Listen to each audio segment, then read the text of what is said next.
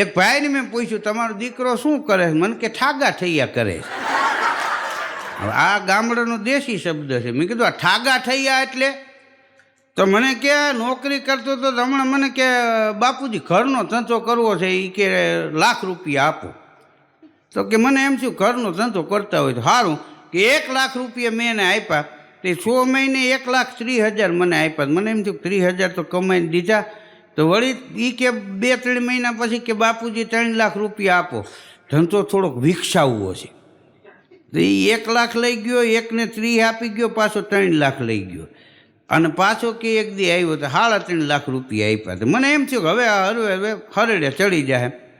તો કે હમણાં આ 3 વર્ષ પૂરા થાય તો મેં ટોટલ માર્યો ને તો 9 લાખ રૂપિયા લઈ ગયો અને 3.5 લાખ રૂપિયા દઈ ગયો મને. આને કહેવાય ઠાગા થયા. કાબેર અને કાગડો ભેગા થયેલા આ બાળ વાર્તા છે. તો એ કે આપણે આ ચણવા જવું પડે આખું વરસ, તો આપણે બાજરો આ વખતે ચોમાસું આવે એટલે વાવી દઈ. તો કે વાવી દઈ ભાગમાં બે. તો બાજરો એને વાવી દીધો. પછી કાગડો તો કામચોર, કાગડાની ઉપમા આપે, ફલાણું પાય કે તો કાગડા જેવો છે એમ. કાગડા કોઈ દી કામમાં ન આવે. આખું કામ બધું નીંદવાનું ની બધી કાબેર કરે, આટો મારીને આવતો રહ્યો કાગડો. પછી કાબેર કે હવે મોસમ આવી, લણવા તો આવો. તે જઈને એક ડુંડામાં ચાંચ મારીને તો ઓય કરીને પડી ગયો. કેમ? કે ચાંચમાં તકલીફ થઈ ગઈ, કે પાછી ઘડાવવી પડશે, તિરાડ પડી ગઈ. તો કે ક્યાં જાઓ? કે મિસ્ત્રીની કોયડે. એ વયો ગયો. તો કાબેરભાઈ બીજે દી ગઈ કે હું થઈ ગયું રેડી. તો કે ના ઠાગા થૈયા કરું છું, ચાચુડી ઘડાવું છું, જાઓ કાબરભાઈ કાલ વહેલો આવું છું. એવું 5 દી આવેલું. તે બાજરો લણાઈ ગયો, હમો થઈ ગયો. કાબેરબેન ગયા એ કે હવે તો કાગડાભાઈ હાલો ભાગ પાડી નાખી અને ભાગ તો લઈ જાઓ. તો કે હાલો આવું. તે ઉડતા બે આવ્યા ને, એક ઢગલો ઢૂહાનો પડ્યો હતો, બાજરાનો તૈયાર ઢગલો, તો મોટો ઢગલો જોઈ ગયો. હા, અને કાગડાને દાન જ બગડી. તો ઉડતા ઉપરથી પડ્યો કે મોટા ઢગલામાં ઢૂહામાં આ ઢગલો મારો. તે 1.5 ફૂટ અંદર ગરી ગયો અને માથે ઢૂહા વળી ગયા. હા, એ આપણી કહેવત છે, ઠાગા થૈયા કરું છું, ચાતુડી ઘરડાવું છું, જાઉં કાબરભાઈ કાલ વહેલો આવું છું. કામ નથી કરવું અને વધારી લેવાની જે દાનત રાખે ને, એ કદાચ ઢૂહામાં કાગડો દબાઈ ગયો એમાં આ લોકો દેણામાં દબાઈ જાય, એમાં બીજું કાંઈ વરે નહીં.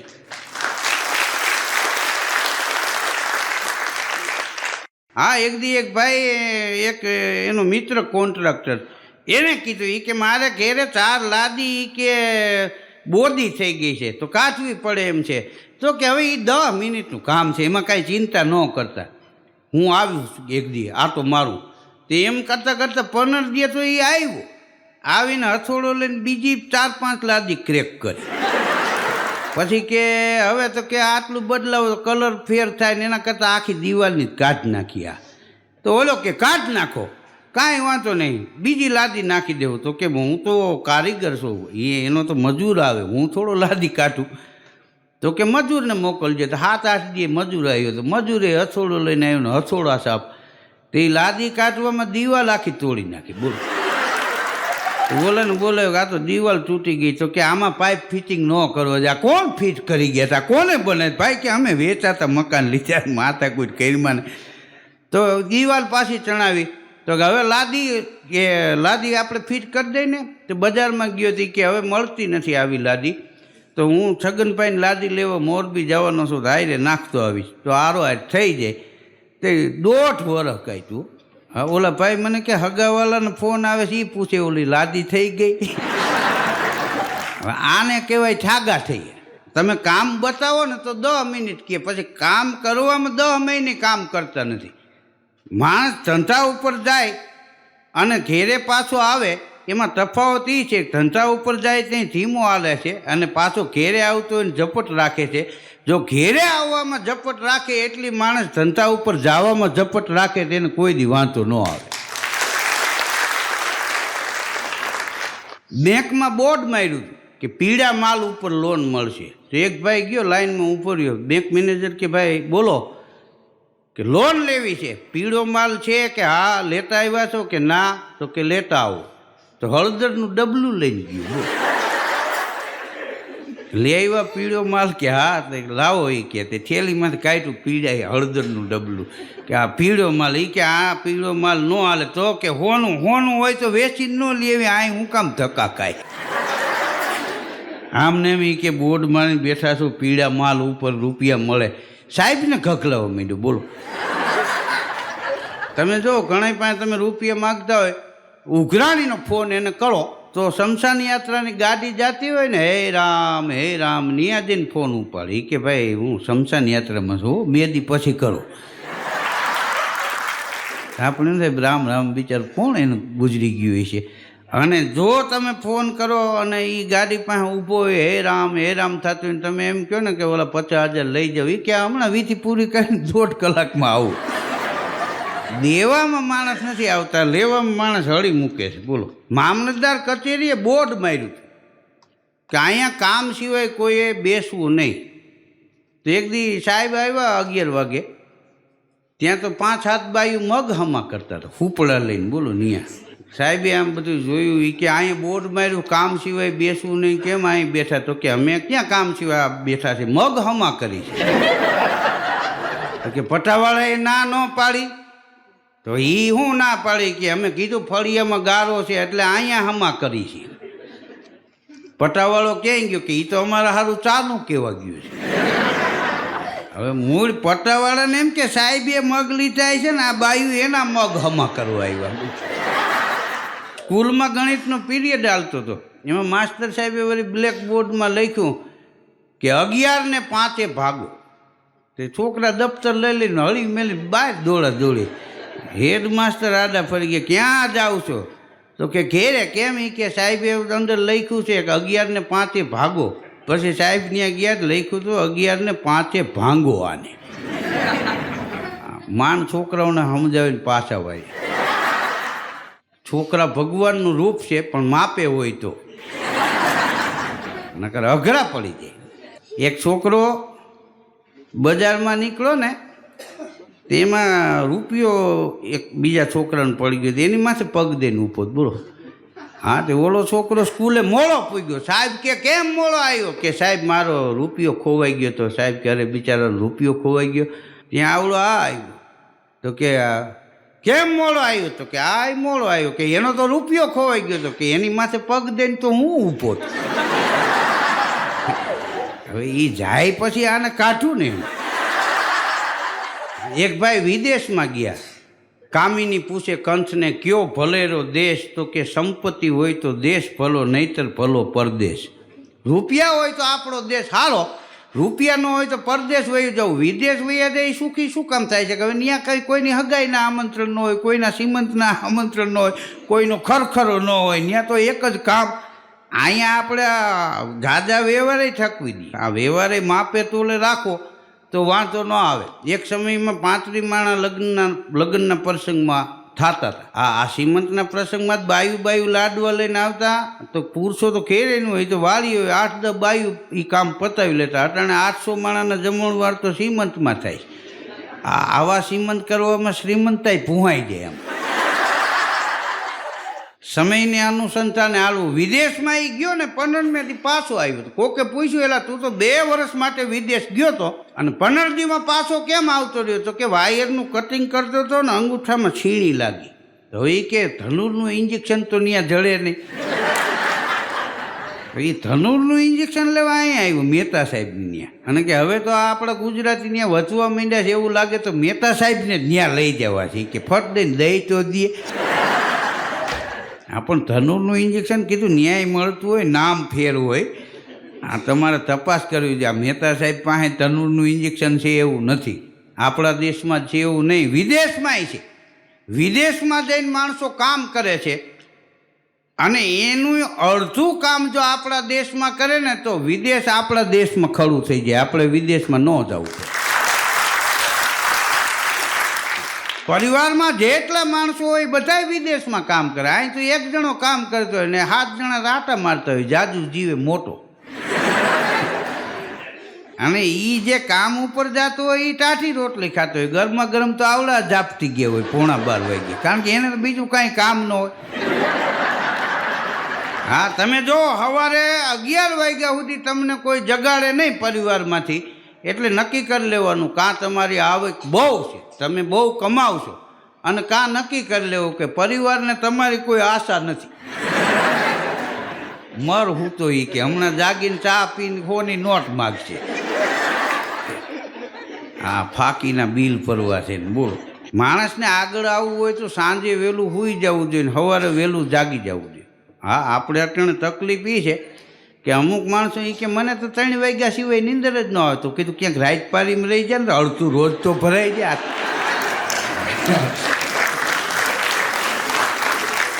આ કોરે કોરા આટા મારી 3 વાગ્યા સુધી, એના કરતાં 8 થી 3 ક્યાંક નોકરી ગોતી લઈને કે જળવી જોઈએ ને કે તારે એવું હાલ સિક્યુરિટીમાં રાખી દો.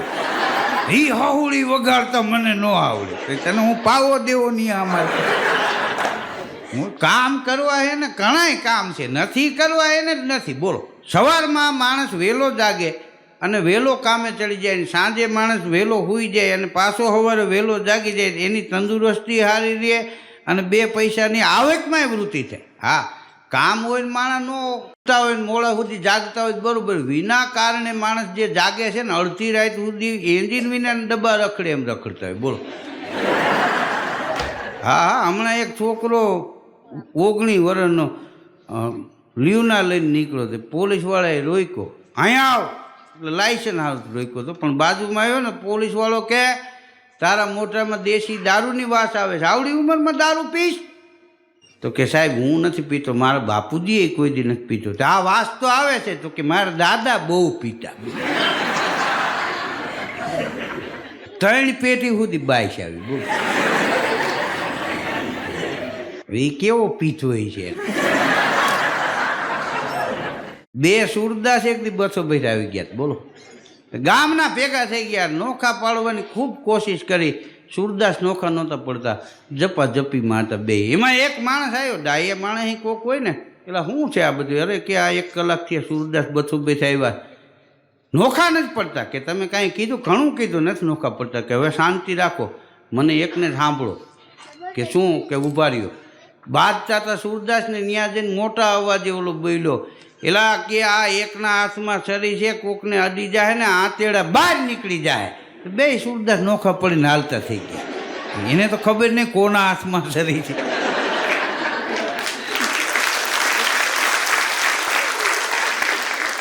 હા, અને ઘણા એવા માણસો છે ને મગજ ઉપર કાબુ નથી રાખી શકતા. બોલો, વાતની વાતમાં રિવોલ્વર કાઢીને ઉપાય. હા, હગી નહીં થાય. બકાલાવાળા સામે એક ભાઈ રિવોલ્વર કાઢી. હા, કેમ હરખવો નથી રાખતું, પણ હોય ક્યાં બિચારું રિવોલ્વર કાઢી. આ તારી હગી નહીં થાય. બકાલાવાળો અજળ, એ કે ફોડ. બાકી છે ને કેટલા વર્ષ ફોડ, કોઈ આમ કરી નગર લાઈવ મારી પાસે હમણાં ફાંડા પાડી દો. હા, એ બોલો કે એમ ન ફોડાય, આ લાયસન્સ વાળી છે, આમાં કેટલાય સરકારને જવાબ લખીને દેવા પડે. તો કે તો ન રાખતો હોય તો હું વાંધો હોય, ડિસમિસ રાખીને અમારે કોઈ લાયસન્સ બાઇસની જરૂર નહીં, ગમે એને અડી જાય. આને કોણ સમજાવે? આ પતિ પત્નીને તમે જો કજિયો થઈ ગયો હોય, અને જો પત્ની એમ કે હવે બસ રાખો, એટલે પુરુષે બંધ થઈ જવું, નકર એ પેટીએ ચડે. તમારી 3 પેટીને ઓળખું હો. એ કે હા, દાદા એ તમારા એવા હતા, તમારા બાપુજી એવા હતા, તમે એવા છીએ. આ લખણ હજી દીકરામાં ઉતરશે, પાછા વરો.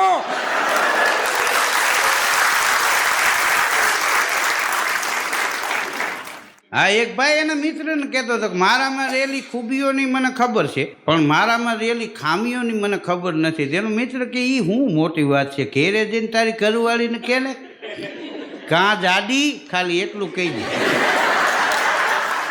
તારી બધી ખામીઓ છે ને એ પડદા ઉપર રજૂ કરશે કે બે હે ચશ્મીશ, લંગડ, બાડા,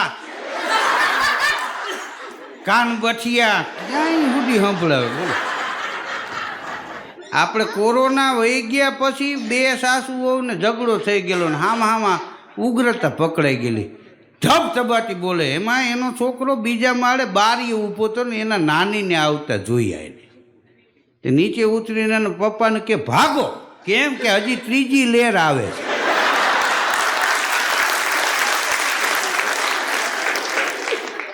આ કજિયાની કિંમત ન હોય પપ્પા. કોરોનાની ત્રીજી લહેર હારી, પણ આ આવે છે ને, આ તો બતા જતી બોલ છે. આમ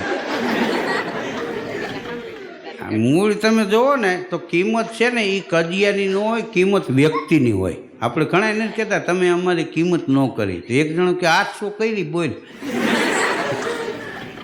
હકીકતમાં વસ્તુની કિંમત નથી, વ્યક્તિની કિંમત છે.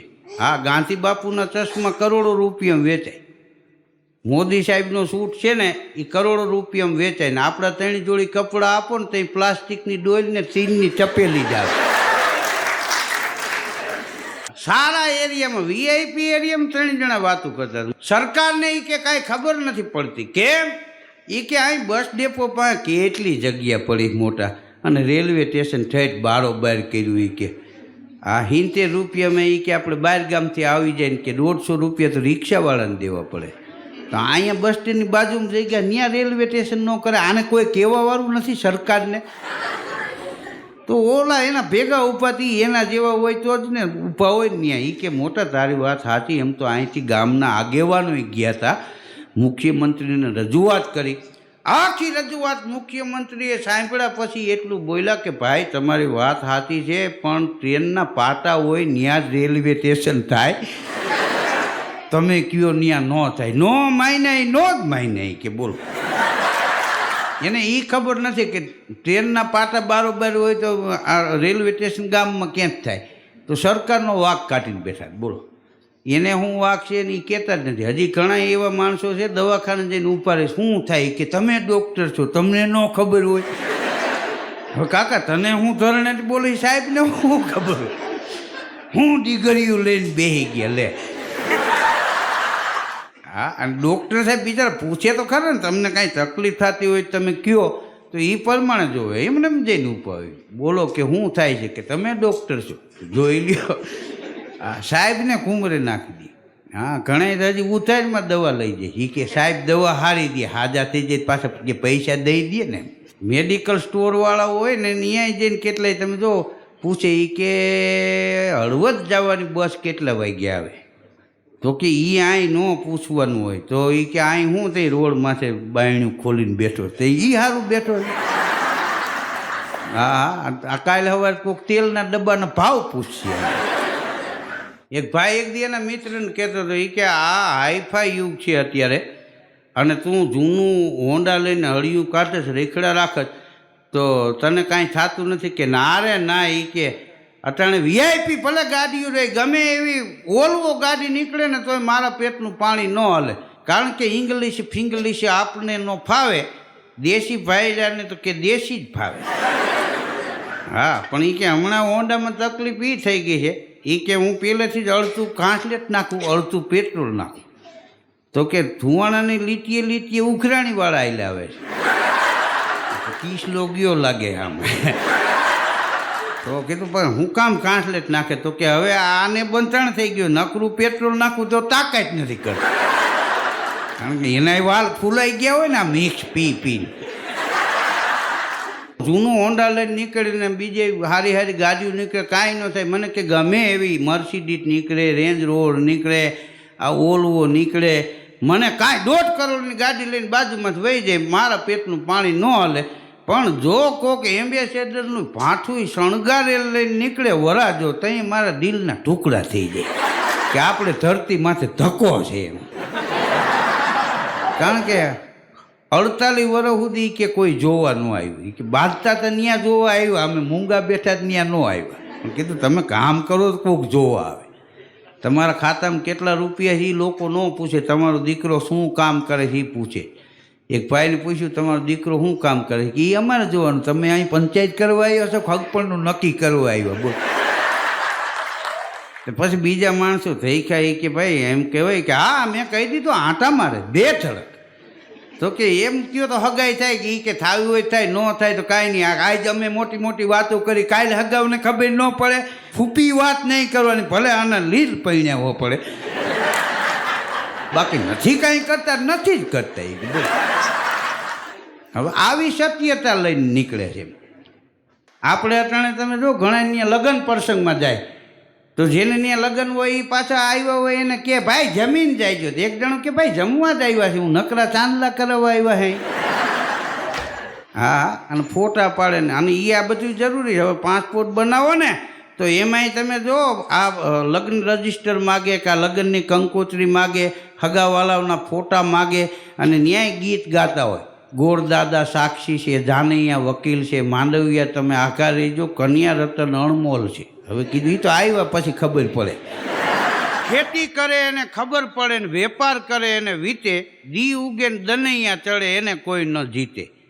એક સમય એવો હતો ખેતીમાં કાંઈ વળતું નહીં. તેથી માણસ કામે જાય ને તો આપણે એમ કે ને એક દિવસ ભરાણો, 2 દિવસ, એ એને દનૈયા કહેતા. 1 દનૈયું, 2 દનૈયા, 3 દનૈયા. ગામડામાં ખેડૂને કપા પાકેલો તે ટેમ્પો ભરીને ગયો ને તે દુકાને કાંઈક ફાંકી લેવો ઊભો રહ્યો છે. તે વેપારીએ પૂછ્યું કે આ કપાસ તમારો છે કે? હા. વળતા પાછો આવ્યો તો ફાંકી લેવો ઊભો રહ્યો કે વેચાઈ ગયો કપાસ? તો કે હા વેચાઈ ગયો. કેટલા મણ થયો? એ કે 150 મણ કપાસ થયો અને 2000 રૂપિયા ભાવ આવ્યો. તે વેપારીને એમ થયું કે આ વેપાર કરતાં ખેતી કરવી સારી. તો એને દુકાન બંધ કરીને બીજે વર્ષે કોકની જમીન ભાગમાં રાખી અને વરસાદે થયા નહીં. એ બધું ટાણે ખાવા ભેગો ન થાય, નાવા ભેગો ન થાય, મેલા ખેલા લુગડાને દાઢી વધી ગયેલી. પછી નુકસાની ગયા પછી બીજા હગાવાલા પાસેથી રૂપિયા લઈ આવ્યા અને પાછી દુકાન ખોલી અને દુકાન હરેડે ચડી. પછી કોઈ મેલા ખેલા લુગડોવાળો માણસ કે મેલું પનિયું બાંધેલો કોઈ આવે ને તો એ વેપારી પૂછે ખેતિયા કરતે હો? કારણ કે આ એને કરી એટલે ખબર પડી. આ ખેતી કરે એને ખબર પડે ને વેપાર કરે એને વીતે, દી ઉગે અને દનૈયા ચડે એને કોઈ ન જીતે. એક ભાઈ મને એક દી કહેતો હતો, મને કે ધીરુભાઈ મારે તકલીફનો કોઈ પાર નથી. કીધું ભાઈ થોડી ઘણી બધાને પણ થોડી ઘણી હોય. મને કે આ તો હૈદ ઉપર છે. મેં કીધું કેમ? તો મને કે આપણે હગાવાલાને સંબંધીને પૂછે તમારી આવક કેટલી? તો મેં કીધું પૂછે તો કહી દેવાય પણ એમાં મને કે તકલીફ છે. મેં કીધું શું? મને કે આપણને પૂછે મને તમારી આવક કેટલી? હું એમ કહું ને 25,000 રૂપિયા તો મોટું બગાડીએ. આ મોંઘવારીમાં 25,000નું શું આવે? તો આપણી ઇજ્જત ન કરે. પછી તો કે મને એમ થયું કે હવે વધારે કહું કે હગાવાલા પૂછે કે તમારી આવક કે 1.5 લાખ રૂપિયા? તો કે 30,000 ઓછી ના આપો ને. હવે એ કે મને નક્કી નથી થતું મારે ઇજ્જત બચાવવી કે રૂપિયા બચાવવા એમ. પણ બીજા દોરમાં પણ આપ સૌએ મને માણ્યો એ બદલ આપ સૌનો ખૂબ ખૂબ આભાર, ધન્યવાદ.